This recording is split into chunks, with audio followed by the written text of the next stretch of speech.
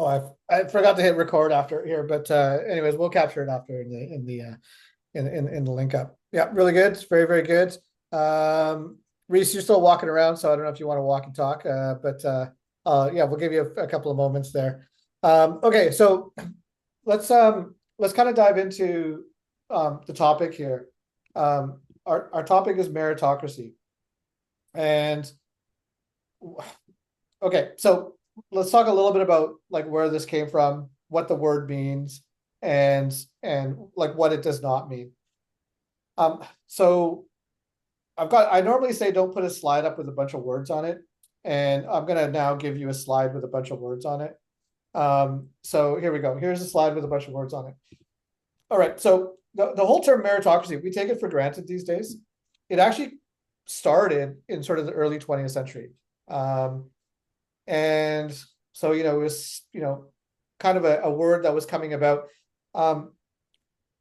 The format of it started because of war. So what they were finding is that when they were trying to find effective officers, who was going to be put into where? Like who was going to be guys who ran out of the trenches? Who were going to be people who made the plans? How would they do this? And so what they did was they started doing assessments on someone's capacity to understand and have cognitive ability and all this sort of stuff. And so they started to promote officers on merit. So that's kind of where functionally it started. When you registered or drafted into World War I, they would suss you out and vet you based off of how well you did on several assessments and tests.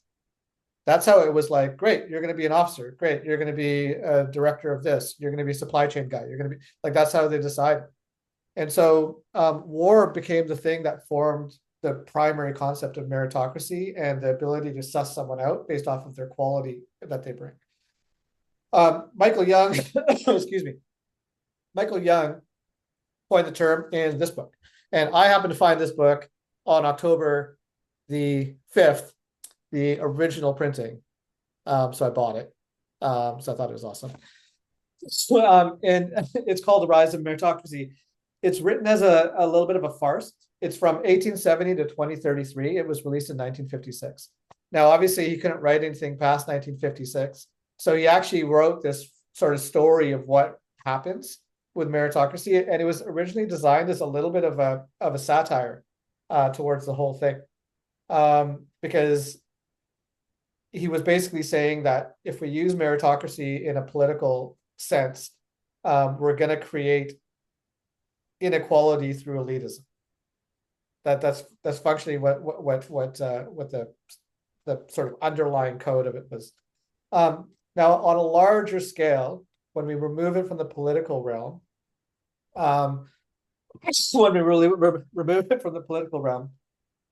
excuse me, we start looking at this from what are we doing with education, employment practices, and all these other sort of aspects in what goes on in society.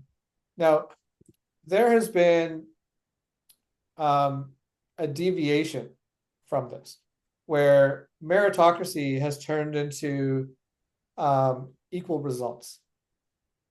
Like this concept of like, well, then everyone deserves merit. It's not the point. The actual purpose is what qualifies you to be the thing that you're actually going to be. Okay. And so this is the balance point that we're going to kind of talk about, and what does this mean for your business excuse me, as a fundamental issue. So my cough is just here. It's just my life now, you guys. I'm sorry. I had a chest congestion and now I just cough when I speak too much. All right. So this is this is one of my quotes. You guys hear me say this a lot, especially for people I'm working with on a regular basis. Team culture is an individual effort. Like you change the individuals on a team, you change the culture. Now, I love this because it puts a lot of agency on people to show up. It puts agency on them to have to contribute to the team culture. For those of you who've used my performance evaluations, I have a question in there that says, what has been your contribution to the business, and what's your contribution and experience to the team culture? Like, you own that. It removes this whole like sort of victim mindset around, oh, okay, well, our team sucks. Oh, you're part of the team. So, like, what are you doing about it? And so we want to give a lot of effort in that particular area. So we want to talk about meritocracy in business. And let's first talk about what is not meritocracy in business. Who wants to share what meritocracy is not? Just throw it out. What are some things that in your mind would be, oh, that's really not meritocracy. It's not based off of the quality that someone brings in. Being promoted based on tenure alone. Great. So it's not tenure. Okay. So how long you've been in a company? Oh, you've been here for 3 years, you get the position. Okay, great. So that is not meritocracy. Nepotism. Yep. Nepotism. Starting line differences. Someone comes with a very particular degree, qualifications. Yes. Okay. Yeah. Perfect. So I'm going to call this one privileged access. Because if someone does have, say, a pre-qualification or a credential, that would be in the merit category potentially. Right. But, you nailed it with the privilege. That's what I meant. Yeah, perfect. Privileged access. Yeah. What else? Emphasize diversity. Yeah. Like you get the seat because you're bald, like that kind of thing. Well, we know diversity is important, but sometimes it's talent is overlooked because of diversity. Yeah. And I love being controversial in these as well. I want to throw this out there. If anyone who employed me in the past employed me because they felt pitiful because I was a brown kid in a white society, take it back. Like, I wanted to be hired because I was good at something. So if it's like it's a very important thing that it's yeah, so diversity first as opposed to diversity as a benefit. Okay, good. I have a question. Yes. Because now it's the language barrier. Yep. Meritocracy, okay? Is it merit that you merit it, or merit because of fluff stuff? I want to be clear because now I'm a bit mixed up. Yeah, for You sure. merit it because you put the effort, and that's meritocracy, or you didn't merit it because you're the son of the boss. Which one is it? So meritocracy is the opposite of son of the boss. Son of the boss is nepotism. And here's the thing. 100 years ago, not that long ago, you guys, 100 years ago, 120 years ago, if you were born as the son of a farmer, guess what you were going to become? Farmer, right? If you were born as the son of a merchant, you were going to become the merchant. That's how it was. Now, the number of sons that lived past the number of firstborns tended to get more focus and effort and energy. And so this idea of almost like a monarchy style format was formed, but across society. Like, this whole idea that you can kind of like be born and then go do whatever you want is a very modern thing. Like, this is not a it's been within our generation. But if you go even 4 generations back, it's like that was not the thing. And there's still a lot of cultures now where it's like, well, no, your family was a doctor and you're going to be a doctor. You're in construction, you're in construction. Like, it's like that was the thing. So this idea, I'm glad you helped clarify it there, is that meritocracy is not this like automatic cycle of this is what you get. So Now, Okay, what, meritocracy is a good thing or a bad thing? Because well, I'm still not clear. in, Because when in, we say bureaucracy, yeah, bureaucracy means the fluff of working and talking for nothing, but no work is done. It's correct. a pile of paper over pile of paper for nothing, and we can cut in the fat. So bureaucracy is not good. What are you saying now is meritocracy is good? I think in business, it is good. In a Okay, good. political sphere, it starts to get really muddy because it starts to have all these noise thrown in it. In a business environment, I think it's primarily good. Now, it can create some other problems downstream, but we're going to look at what those problems are as well. Okay. So I think privileged there's one access. more on the Yep, go ahead. knot that hasn't been touched on. It's who you know, not what you know. Yeah, I agree with you. This is social status, like your circles of influence. So legacy, I would say friendships fall in here as well. Totally. If you're golfing with the CEO of a company, you might not be qualified, but they really like you and you have some of the qualifications, you may be a front runner for that job. Yeah. There we go. Okay, good. So this is functionally what we're talking about. You guys can see the screen now, right? Okay. So tenure, nepotism, privileged access, diversity first, who you know, friendships. There's another one in here as well, which is wealth.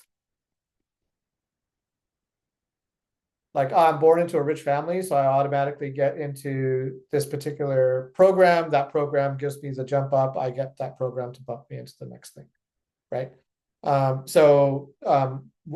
is a factor as well. So what is meritocracy then?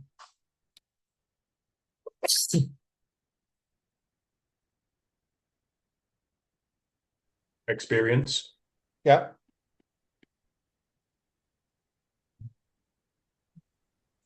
For sure. Proven results. Yes, I love that one. And I'm going to write that down as competence Acknowledge. to results.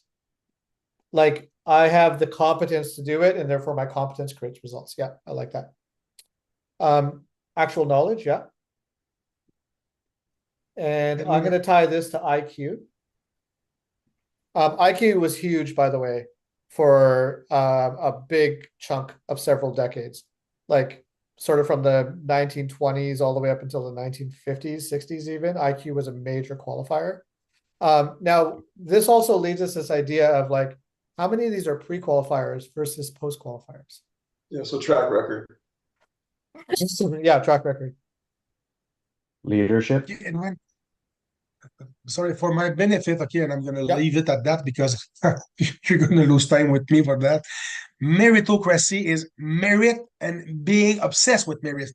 That's Correct. what I want to understand. Bureaucracy is too much of a thing, but merit is really be aimed and focused on merit. And your merit, you put your eyes on merit, and this is very important. That's why you call that meritocracy. Correct. Is that Correct. the idea? Yeah, you're so hyper focused. Okay, I got you now. Yeah, you're so hyper focused on the value that is being created by an individual. Yeah. Yeah. What else? People skills, being able to work with the team. Yep. So I'm going to put it in here soft skills and hard skills. Hard skills are generally things that directly apply towards what they do. Soft skills are the trait qualities, like, for example, emotional intelligence, strengths, values, essential traits, that sort of thing. Hard skills are, can you actually install that thing? Yes. Can you actually work with a logistics programming system? Yes. Okay. So those are hard skills. Would leadership be one? I mentioned earlier, would leadership be one? Yeah, I think leadership would fall in there. Yeah. You know what? Let's put it as its own thing. I think some people have good leadership quality. They may not have the hard skills applied to it. They got good leadership skills. So yeah, we'll put that in there for sure. I'm gonna actually put a caveat on this, and I'm gonna put on high potential trait indicators. I'm gonna talk about that in a moment. There's 6 of them when you're looking at effective leaders. Okay. How about investment, either monetarily or time? Okay, so like the amount of commitment that someone brings to the table? That's a good one. I didn't think about that one. Like, man, I'm so dedicated to this. Like, you get my all type of thing. Yeah, good. I like that. Maybe this has already been talked about, but like obviously we're talking here about experience and everything that goes into it. Sometimes you don't bring somebody on based on the experience that they have because they have the potential to learn, but you're bringing them on for the individual qualities that they bring. So things like integrity and things like that, they are an outstanding person with their knowledge background, but their experience in, say, a managerial role isn't there, but you know you can teach them to be that person. Yeah, great. How about we just call that character? Yeah.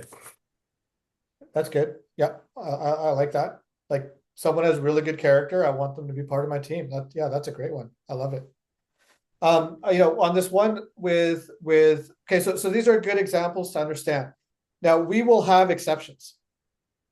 What I want you to think about is when are you making the exceptions on purpose? Like, for example, I've got a friend. What does the friend actually do if I refer you to a friend to potentially join your business? It's a credibility aspect. You kind of layered trust early, right? Nepotism is oftentimes spoken of in really negative ways in modern society. Oh, that's nepotism, that's nepotistic, whatever. Really what it means is that I'm taking care of my family. So if someone has the value of family and they're like, hey, you know what? I really believe in my son. I really believe in my cousin and whatever, and I want to give them an opportunity. Is it really that bad? If they're doing it on purpose, it's like, but if it's being done while completely ignoring merit. So the thing is that we start to look at this from the value proposition of saying, what am I prioritizing in the value tree? The thing I've always noticed with nepotism is usually from an actual, I would say, meritocracy standpoint, because what they've been exposed to from such a young age, and yes, okay, sometimes it doesn't come all with great things, but their knowledge base is far superior in a lot of aspects at a very young age because they've grown up around it. They've worked summer jobs doing what they've been doing, and they've always been around that environment. Yeah. So could nepotism lead to a sort of a one-up on experience and knowledge even? For sure. Now, mobility is a factor here. And so I kind of want to bring up this idea of mobility. And what we're talking about mobility is how much can someone move up and down the org chart?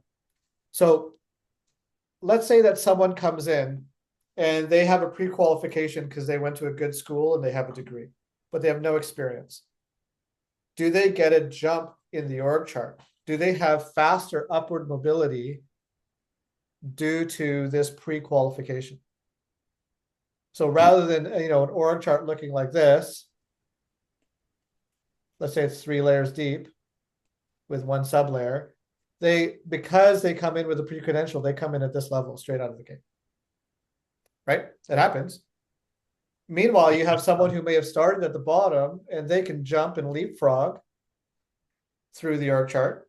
That's a possibility. But what happens if this person's like, well, I really want this position over here, and meanwhile, credential gets it, nepotism gets it, non-meritocracy gets it, and this one here gets crossed out. What happens then? What are you actually saying matters in your business? I don't know, but you got to think about it. It might be the right call. So what I want you to start thinking about is this idea of like, it's not an all or nothing thing. Now, am I biased to meritocracy? 100%. I am more biased on meritocracy. I'm probably 80-20. But would I help a friend? 100%. So it's like this whole idea of like where do we give it? Now, for me, I'm always like, the person has to prove their worth at some point, though. They have to stand on their own. So if they can stand on their own, then it becomes a much better thing. So let's quickly look at this idea of high potential indicators. there are 6 high potential indicators that were studied across the top CEOs in North America. I believe the sample size was 150, and it was a year-long study, and they were all Fortune 500 companies. And what they found was there is 3 levels of each of these traits. There's low, there's moderate, there's optimal, and there was excessive. So I don't want you to think, as I'm revealing these traits, that, oh, well, you just got to be like at 99 percentile in that trait. No, it might be excessive. Moderate is okay, slightly excessive is okay. Low, generally, we want to, be wary of low. Optimal, super rare. The amount of people that were studied across North America that hit optimal in all 6 was 0.1%. The amount of people that hit 5 out of 6 was 1%. The amount of people that hit 3 out of 6 was 5%. So if you look at this list and go, I'm optimal in all these things, odds are you're not. But we can hope.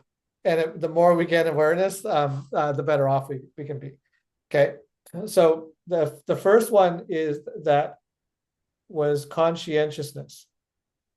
And conscientiousness, I think I spelled it correctly, can be summarized as, do they care? Like, do they actually care? I've got a note up here. Let me bring it up. Is I've got a better breakdown of the descriptor.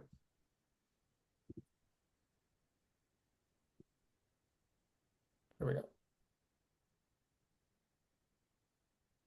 Where did I put it? Must have closed it. I don't know why I closed it, but I closed it.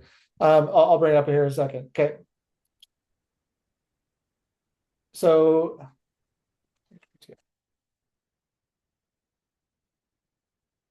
self-assessment sheet. Okay, so conscientiousness. What's the implication for senior leadership? Attention to detail. They close the loop. They have really good ability to have follow through. Now, if it's excessive, what happens is that they may become a little bit too, oh, I trust my gut. My hunch tells me this is correct. They don't look at data enough in an excessive realm. But they're overly, generally trying to achieve goals, and they are not casual about deadlines, right? They're conscientious of the moving parts of the business, and they care. Okay, so that's high potential indicator number 1. High potential indicator number 2 is called adjustment. And if we're looking at merit, these are the things that you want to be looking at merit from a high level from your executive team. Okay, this is, how does someone react emotionally? Emotional regulation is a factor here. How do they deal with stress? How quickly do they move on? Do they get stuck? Do they ruminate for 5 days after an event has occurred? Or are they done 5 hours after an event has occurred? This is really, really important. So can they deal with the pressures? Can they still maintain performance despite external conditions? Where are you on this? Low, moderate, optimal, excessive? Are you so adjusted that nothing ever phases you and no one sees the impact? That might be a problem. Like, you're so unflappable that it seems like nothing matters. Okay, well, this might be a concern. Okay. So adjustment was the second one. Curiosity. How curious are you as a leader? Are you looking at new information, innovation, change, new methods, process refinement, alternate ways of getting the same thing done? People with low curiosity are like, no, this is how we do it. It's tried, it's tested, let's just stay with it. Now, too much curiosity, you might implement change for change's sake. I'm just bored with it. This has gotten boring. Let's change it. Man, it works so well. Don't change it. But you're just like, no, but I need to move on. It's excessive. It's too far.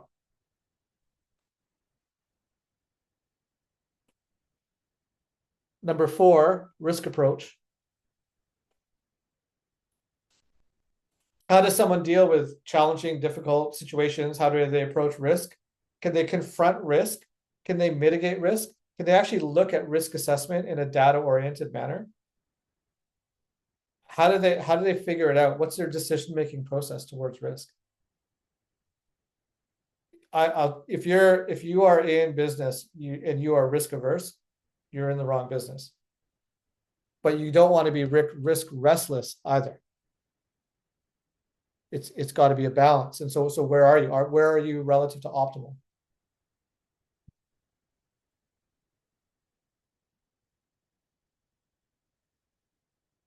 Next one, ambiguity acceptance. Can I handle the gaps of information? It tells me this, but there's an inferred bit of data that lives in the middle. Can I deal with that? It's not the most obvious direction. It's not the most obvious opportunity. It's not the most obvious outcome. It's ambiguous. Can I accept the ambiguity and still make a call? Some people get frozen in this state, right? They call it AP, analysis paralysis. They just get stuck. Can I handle this? So high scores in this area tend to make you kind of thrive in those situations. Like, there's no clear direction. Precedence. Is there precedence? I don't know. Lawyers, low ambiguity acceptance. Judges, high ambiguity acceptance. Same field. So very, very important to understand that. And the 6th one, competitiveness.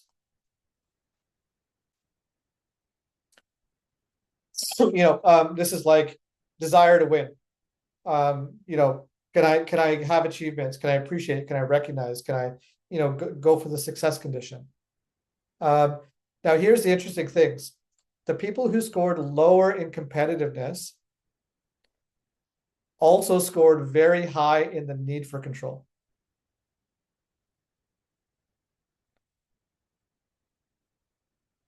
That's a really interesting quality.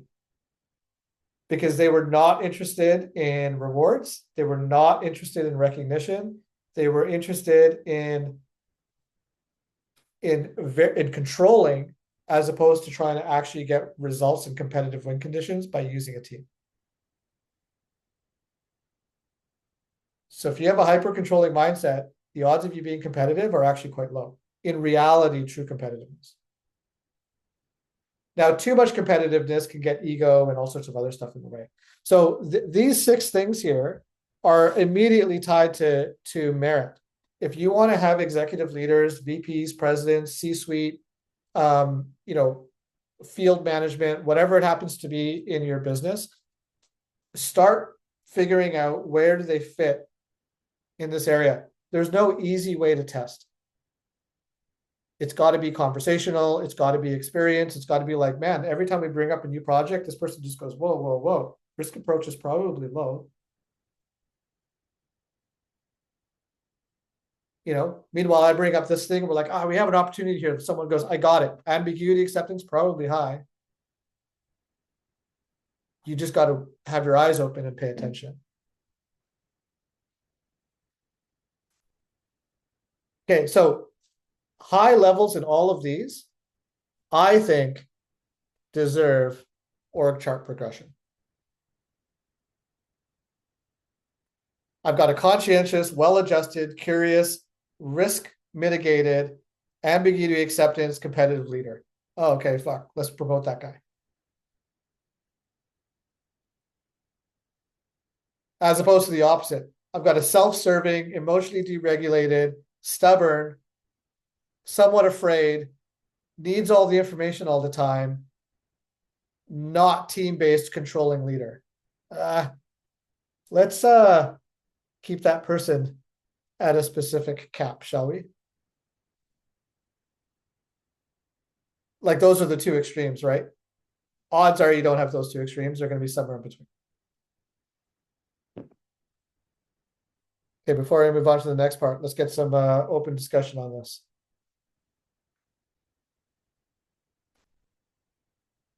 So this was what is not meritocracy, what is meritocracy, leadership, experience, competence, results, knowledge, track record, soft skills, hard skills, commitment, character. We said is merit, not was tenure, nepotism, privileged access, wealth, diversity first, who you know, and friendships. All of that tied to what we just talked about over here, which is it functionally comes down to mobility and this idea of what is creating this environment in my business and my culture. Who wants to throw something that's come to mind forward?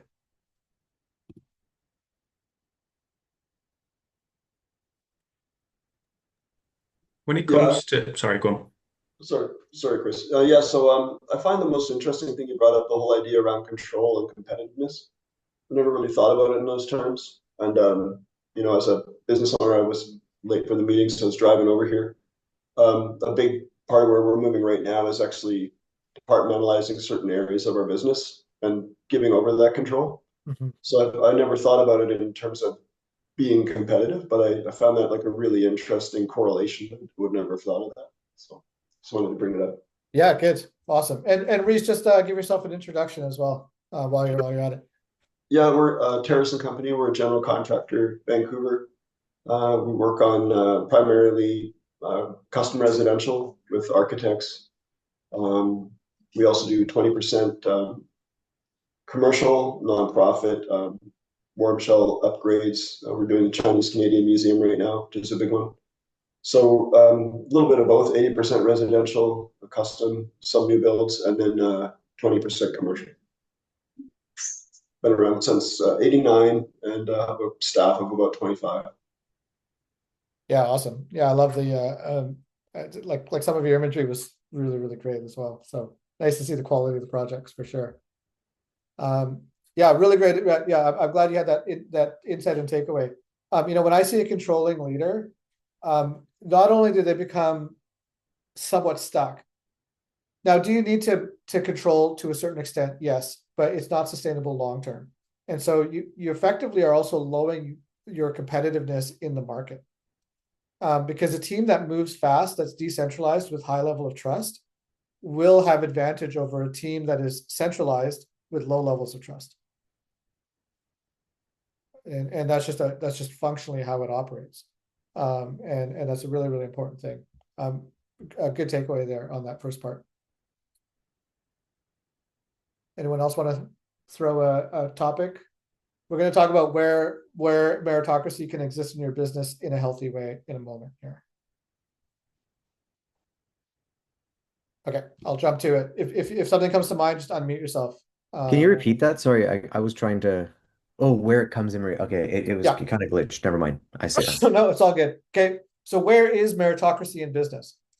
I've got several areas that I've thrown up here. And at each of these areas, I want someone to say whether they are leaning into it from this perspective or whether it's an area for them to improve.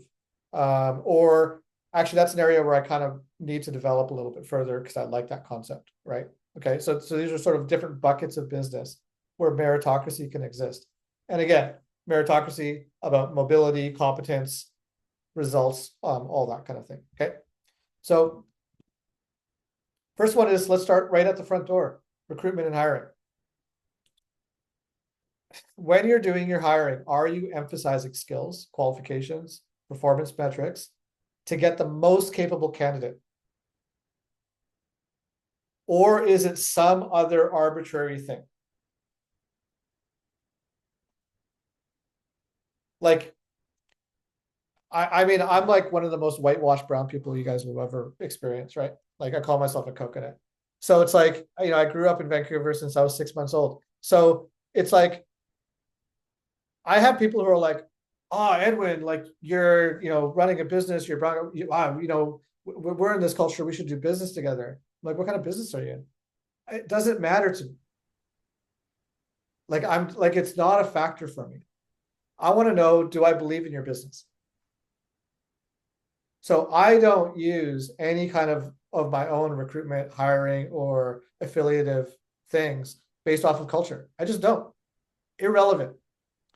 Now, if you want to invite me over and have some of your guys' cultural dishes, yeah, I will be there and I will have a plate at your front door. It's like, fantastic. Let's go do that. But when we're exchanging money, irrelevant for me. So this whole idea of where is recruitment and hiring, who wants to share where they've had a win in this area, where they're struggling with this area, or where they're just some other idea that's coming up in regards to recruitment and hiring? Who wants to jump on there? Sylvain, yes, go ahead. Not saying that we are expert in recruiting, because it's a big thing at the moment since the last 5 years. But one thing since the beginning of the business that I've always put my eyes on is good people.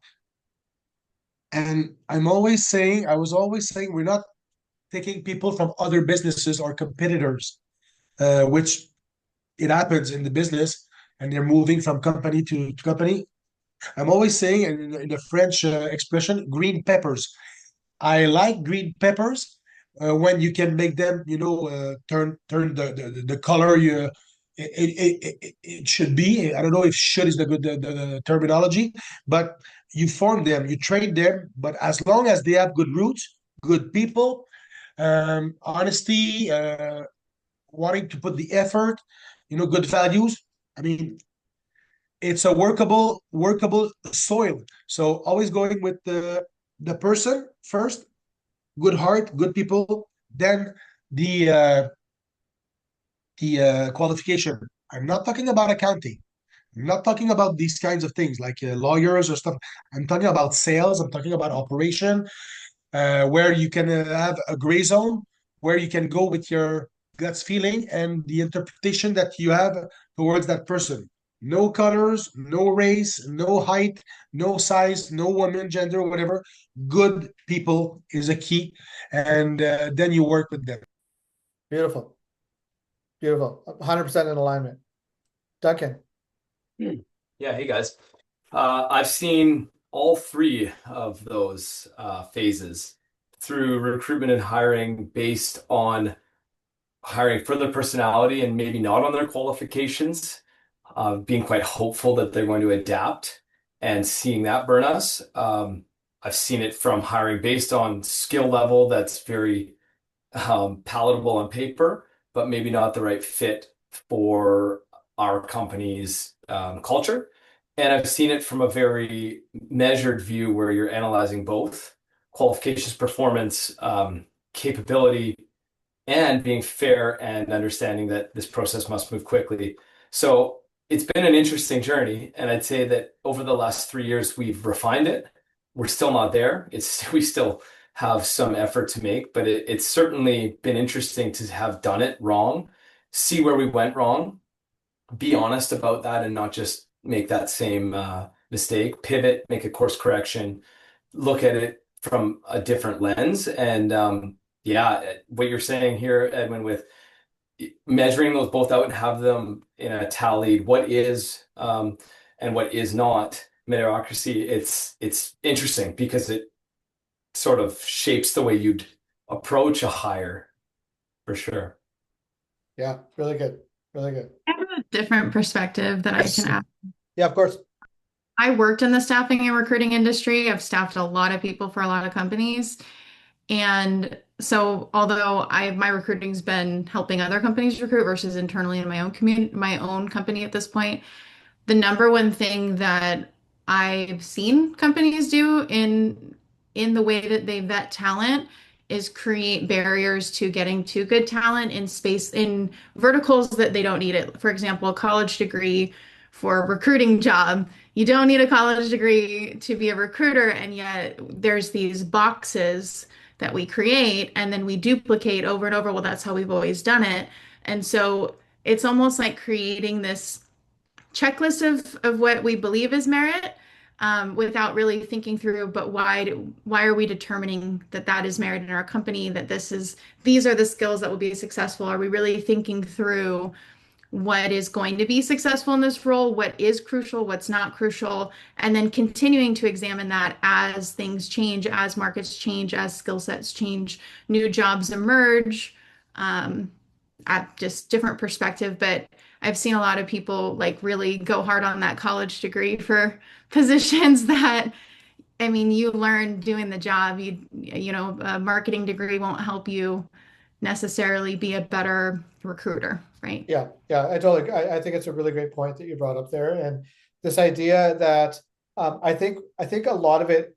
I'm gonna sort of throw a term off of what you said there, is they have a miscalibrated view of what is priority as merit for the role.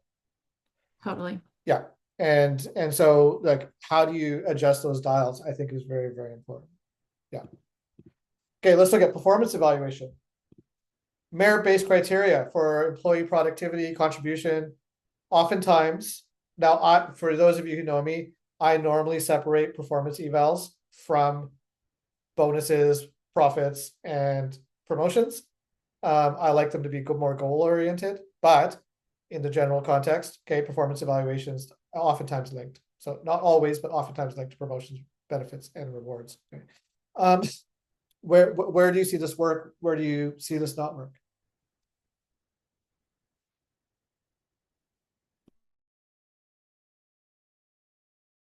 I'll throw something out there right out of the gate. Transparency.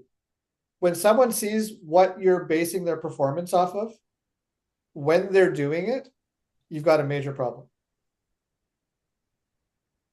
Like, let's say, for example, I gave you some random wooden stick and a ball and said, go win the game, and didn't tell you how to score. And then at the end of the whistle, I say, you guys lost and you guys won. It's like, oh man, well, I didn't know how to score. Oh no, scoring was you running from that line to that line as many times as possible without someone knocking the ball out of your stick. Oh, that would have been great because I kept putting it in the net. Now the net's irrelevant for this game. If someone sees your performance evaluation requirements while they're doing it, you've got an epic fail. Your performance evaluation requirements should not be a surprise. I have a rule. No surprises in a performance eval. If you're hearing it for the first time, you can't bring it up. It should have been mentioned before at some point. We're evaluating, sharing our alignment, and getting you a goal to move forward. So to me, that's my methodology and my philosophy around it. But where do you see performance evaluations win and or not win?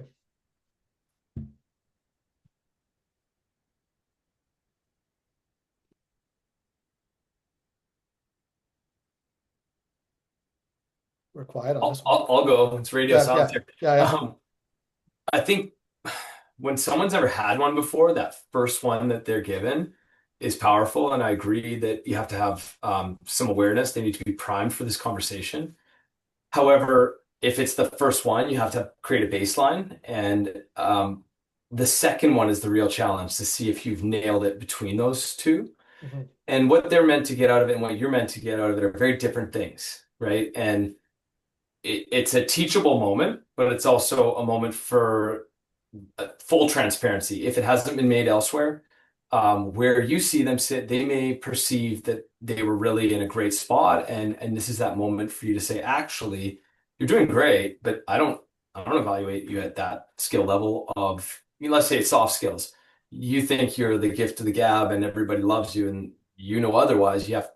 It's your duty to tell them that actually there's a fair bit of work, and let's talk about that. You can refocus that effort towards that, and it sort of shines a light across everything, and it's built up over that time in between the first and second evaluation. Yeah, really, really good. Okay, so like this one has a lot of layers to it. Consistent feedback, performance evals, all that sort of stuff. But I mean, functionally, your performance evaluation system ought to clearly define what is and what isn't expected in your business, right? Like sort of across the board. Okay. The next one was leadership development. So high potential employees. We kind of went over the 6 qualities that I think are key for high level leaders. But how often have we all experienced and or seen and or heard anecdotally the promotion of someone who didn't deserve it because they were friends with the person, right? It's like the biggest problem that demoralizes people who are like, well, I gave my effort, I didn't get it. So do you have leadership development tied towards merit? I like what who said it earlier, commitment on the side of merit. I think it might have been Chris. Grant said it, but I think he took off. Okay, yeah, maybe Grant or Chris. It was one of you guys that said this idea of commitment and dedication. So when you're developing your leaders, I focus all my attention on my top performers. And so I'll be like, you get one-to-one time with me as a top performer. Everyone else gets attention in groups. So it's like, top performer, yeah, what do you need?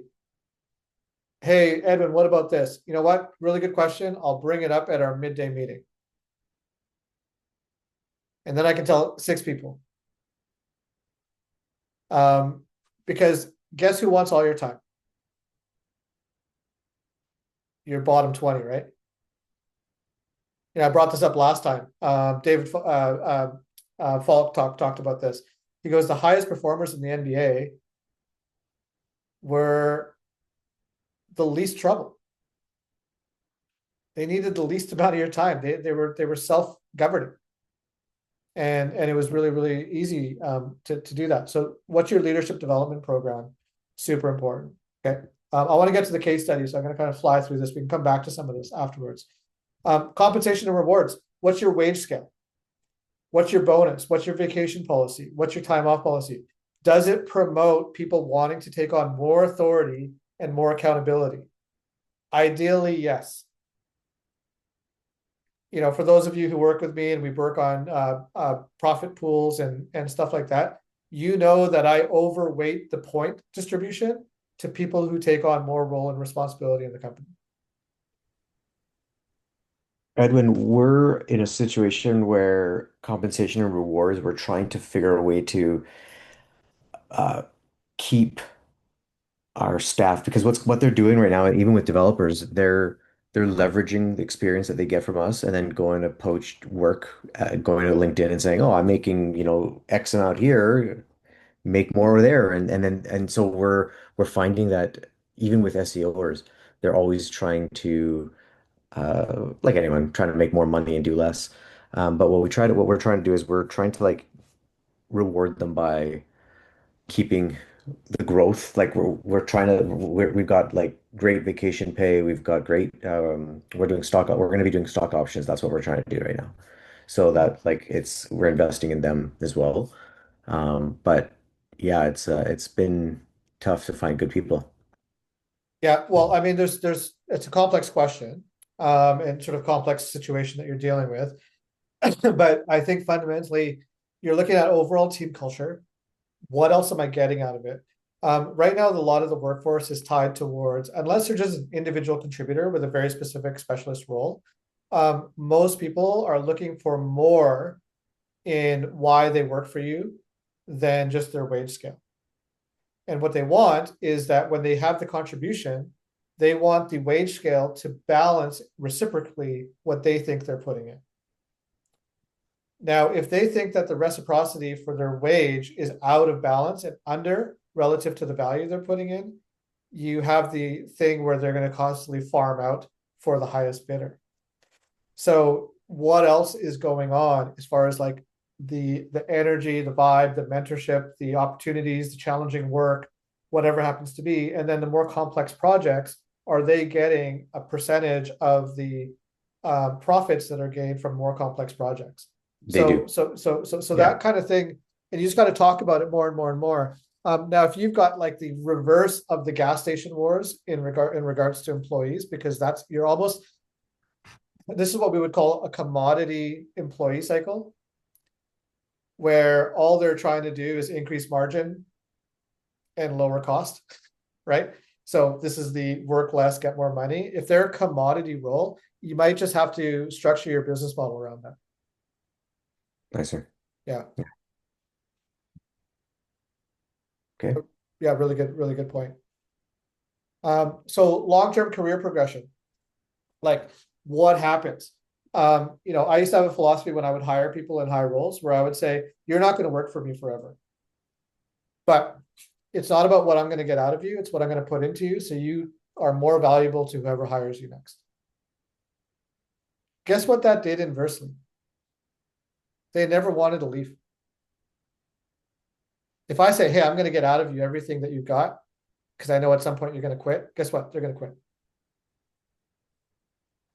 But if you're really investing in someone's career progression, you're really investing in their upskilling and what they do and all that sort of stuff, you're going to end up with a real strength in how you're sort of acknowledging the merit that they bring and the value that they bring. And there's subtlety here, right? Subtlety here. Your leadership style will come in to a lot of this as well. So, and then finally, organizational culture.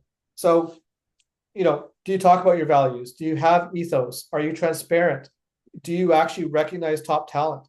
Does it improve morale?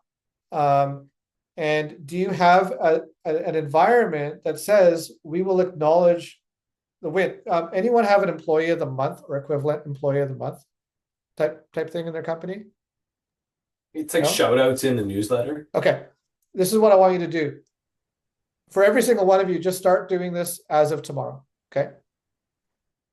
Achievement of the month. Not employee of the month, achievement of the month. Go have achievement of the month in whatever format it is. Your monthly meeting, your employee newsletter, whatever happens to be. Not the company biggest win. Hey, the achievement of the month was so-and-so. They delivered on this project 20% under budget with this many change orders. And this is we had a profit of this amount. Massive achievement. Amazing job. Achievement of the month. So-and-so really leaned into our referral program, onboarded 3 people that were in their network. That saved us. It allowed us to accept this award on a bid. Achievement of the month. You're telling them what matters to you. Huge. That's going to promote this idea of transparency and what matters to you in the business. Edwin, Yeah. do you, if we have departments, really segmented department, would you do that like in the department? Let's say the bouquet division and then the wholesale division, and then there are 2 every month, or at the end, those 2, which one is the best of the group, or you keep it as in divisions? How would you? I think both could work. I think both could work. I think if both divisions are very independent revenue streams, then I would do that. Like for example, with Duncan's company, he's got 3 major sort of subgroups in the company, right? Multifamily division, custom home division, and service division. You could have achievement for this division, 100%. Because the thing is that their success conditions will probably be very different. Like the type of achievements that they can do might not be apples to apples, or chrysanthemums to chrysanthemums, if I wanted to use a flower reference. Yeah. Yeah.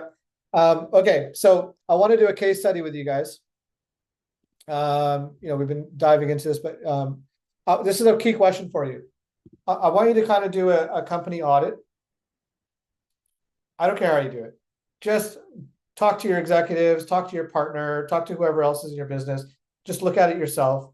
Look through all of the mechanisms in your business, right? Our HR, hiring, onboarding, our performance eval, our promotion cycle, our wage and compensation, who gets assigned which types of jobs, whatever. And just look at it. Say, where are we actually in meritocracy and where are we not? How complicated you want to go with it is not the point. It's about making yourself aware of what kind of business is it that I want to develop and run. Okay. All right. So here's the case study, you guys. I'm going to break you into 2 rooms. So they're going to be a little bit noisy, the rooms. So you guys have to navigate the rooms. Okay. Here is the case study. There's 3 parts to this. Choosing the right path. Joe, you are a fantastic orator. You get to read off the case study. I will do so. All right. Nathan has worked with a design firm for over a decade. He has progressed through the org chart and has been a divisional director and action COO. He has a proven track record of results. There is a VP role available due to growth with the option of equity and directorship shares on the table. Celia is the daughter of the owner. She has also been a part of the firm and has good performance, but is a specialist. She expects to get the VP role as her long-term succession has been promised to run the company, and this gives her the chance to take on a role that will give her access to decisions that she is normally not involved in. Good job, Joe. Well done, buddy. That was amazing. Thank you. Thank you. Nathan gets along with Celia, but she overrides a lot of his decisions when it comes to her department. He is concerned that she will do the same thing if he gets the VP position. If Celia is promoted, Nathan has expressed that he won't work under her as she lacks the skills necessary to give him direction. Celia likes Nathan, but she often gets authority to do things her way at private family gatherings. She plans on keeping Nathan in his COO role and even likes the idea of him getting equity, but not directorship shares. Okay. 2 groups have different perspectives. Go ahead, Nate. Joe. Group A, you are the owner of the company. What do you do? Group B, you are a trusted advisor / board member. What would you do? Okay. So in group A, Celia is your daughter. In group B, you're part of the board. Okay. So I'm going to break you guys into breakout rooms. If you are in room 1, you are group A. If you are in room 2, you are in group B. Okay. So there will be 2 breakout rooms. I will assign them. And I'm just going to go leapfrog like this. I'm going to actually try to put as many like owners of big businesses into group B. Because I think that would be a lot of fun to see you guys be advisors as opposed to owners with a daughter in the company. Okay.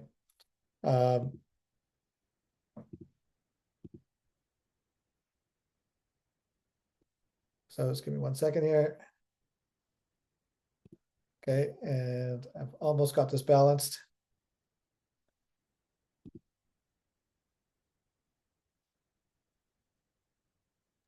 Okay, there we go. The rooms are open. We'll have 10 minutes to discuss this and come back with what your key decision will be. Can you put the question back up? Yeah. Thanks. So the fundamental question is, what would you do? Like, is it Nathan that's going to get the VP position, or is it Celia that's going to get the VP position? How would you navigate it?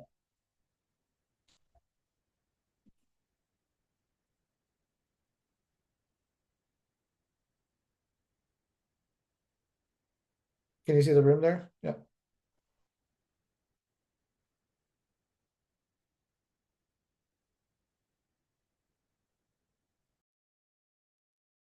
Okay, welcome back. Welcome back. There was some good discussion going on in the owners group versus the advisors group. I went in early on the advisors group, but the owners group is the one I hung out with a little bit longer. So group A. Okay, so this is a complicated situation. Okay, I think it's important to understand that this is complicated, but this is what happens. These scenarios occur. And so what I want to know is, what are some key things that your group came up with? Have someone represent kind of what you talked about, even if it was not like agreement, right? Like it was like, oh, we kind of struggled with this and this as key points. What was the data that informed you of that? And then what was an outcome result that you think you would want to take?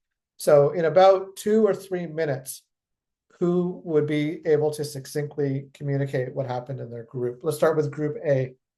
That was the ones who were having the owner's filter, the father of Celia's filter. Colin, go. Okay, Colin. Looks like you're being Alrighty, I was actually just typing you, Chris. Yeah, so long and the short is that, there's definitely advantages to both, right? And, one of the ideas that we talked about in our group was combining the role between both the people. And that has its benefits and has its pitfalls as well, right? Splitting authority amongst two people and having uncertain swim lanes for that executive role is a concern and is something that can cause company culture issues and things like that.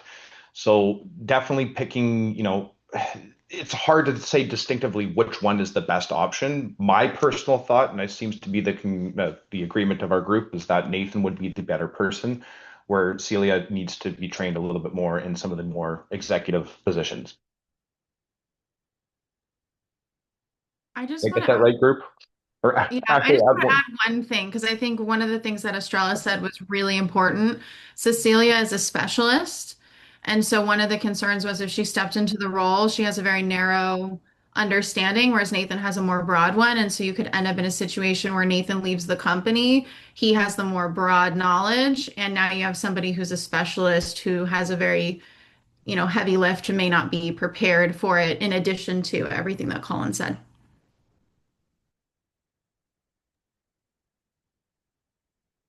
Edwin, you're muted. I don't know that. There you go. I can. So that Celia is a specialist is a key data point for you guys. Yeah. So promote Nathan, develop Celia. Okay. Group B. From the perspective of advisor or board, who wants to represent Group B points? I'm okay to do it. I have the notes, but I'm happy to have the team jump in and collab if I miss Okay, anything. go ahead, Duncan. Is that okay with everybody? Yep. Okay. So yeah, this was interesting for all of us to switch gears and be like an advisor to an owner group. But it's great to put ourselves in that position. So we talked first about a hybrid role where she learns and there's mentoring available. We kind of came back to a split evaluation of each. So something along the lines of a performance evaluation that can have data and having it very clearly displayed to compare. And coming back to the cost impact of making that switch, if you either which way, the cost impact on the relationship if you moved Sela or moved Nathan up or kept him there and Sela didn't get that, versus if you upset Nathan and the business could have a very big cost deficit. I think we wanted to establish criteria on Nathan's position and have that really clearly indicated and presented to Sela so that she can accurately go into this role if that was ever presented to her, knowing that she could do at least 50% of it out of the gate. Now she's in a specialist role where we're assuming that she can do a lot of that role, but how much of that could she fulfill? And that needs to be presented and played out versus Nathan's already doing that job. However, we kind of came back on mentoring and splitting those duties, cross trainability between Nathan and Sela. And Nathan has to be okay to do that since she will eventually be the successor to that company. And that just needs to be discussed. And we also talked about building out a refreshed business plan with how that looks with each of those people. So as an advisor, we'd be just asking these questions and prodding and poking. Is there an expansion plan? Could there be a position in that same area for both of them potentially in the future? Have they discussed the plan to each of them individually? Those are kind of where we got. I'm sure I missed some stuff, but that's kind of what we got in that time. Okay, good. So Group A, it seemed like you were a little bit more decisive in promoting Nathan and developing Celia. Group B, it looked like you wanted to go very heavy discovery, exploration, figure out more data points, get a feel and a vibe for where people were at. Could you kind of cater to both sides to figure out what would be the best plan to get some buy-in on a final decision? Is that? We ran out of time. We were just two or three people said Nathan, and that's where it gets cut out. So I don't know. Unfortunately, we just didn't get there. We Yeah. were close. Okay. So I've got a key question for everyone here because it didn't come up. And I'm like when I'm assessing these kinds of situations, I'm oftentimes thinking about, you guys can see the choosing the right path slide, right? Yeah. She expects to get the VP role as her long-term succession has been promised to run the company. Does she need to get the VP role to run the company? No. Key question. No, she doesn't. She doesn't. Definitely not. This is So- the nepotism. Yeah, this is it. No, Mhm. not ready. So, because here's the thing, running a company and being the VP are not the same thing. You know, if you're going to be an owner and run the company, but you've decentralized, think of it this way, let's say dad gets, let's not go really dark. Okay, I was going to say, let's say dad like gets sick and dies. Okay, but instead, let's say dad is like, you know what? I'm going to go and hang out and go ride adventure motorcycles in the French Alps for the rest of my life. Okay. And he promotes Celia. Do you want Celia to have a VP that's Nathan or not? Yes. Like he's like, Celia, you now own the company. Would the company be better off with Nathan as the VP and Celia as the owner? Yes, that's where we were getting to just when it all fell apart. This is maybe premature. I think she's not ready to be there, but at a certain point, I think the company would be at a certain point, okay? Not in the short term, but would be ready. It would be a nice organigram where she'll be the owner and he will be VP. And then all the compensation plan is different. We could bring something else. But at the moment, I think by mentoring and having a common playground, a new project together to see as advisors where are the key element of teamwork between those two, and then once they build that, we can think about, yeah, you will have the experience, and she's not that bad, she's not that super specific or specialized, and then she could be moving on. It's eventually going there. She's an owner. Yeah. But it has to take like a bridge time. Completely. And so, you know, to me, you know, current org chart, future org chart, clear development path, understanding ideal buckets, knowing role responsibility, really breaking down who's accountable for what's the level of authority, and what's the reporting structure. It's got to go down that entire path, and then you got to look at what happens optimally downstream. You know, this whole idea of like getting the inside scoop at family gatherings and all that kind of stuff, that's all noise, right? We've done signal versus noise. Like we need to remove the noise and look at the clear data points. Yeah, really, really good. Okay, we're going to jump forward here really quick for the sake of time. The next mastermind is November 28th at 1 o'clock. It's normally the last Friday of every month. I have moved it for December, obviously, because I'm not going to have it in between Christmas and New Year's in December. It'll be earlier. But the next one is November 28th. So mark that in your calendars. If there's someone that you think you would like to invite in, you have the Zoom link. It's this Zoom link. This is the one. That would be the one to do for it. So really, really good explorations on this. Okay, so I love doing these case studies because I guarantee you that there's probably something somewhat related somewhere going on with one of your businesses, guaranteed. So it frees you up because it's their problem, okay? It's the design firm's problem, but it creates a little bit of creative insight in that as well. So really, really fantastic. That kind of ends the session. I want to make sure we end on time today. But if anyone wants to hang out for a few more minutes, I'll stop the recording and we can have a little bit of open discussion or open questions about anything else that's going on. But officially, the session is closed at this point. Yeah, really, really good insight, everyone. Thanks, everyone.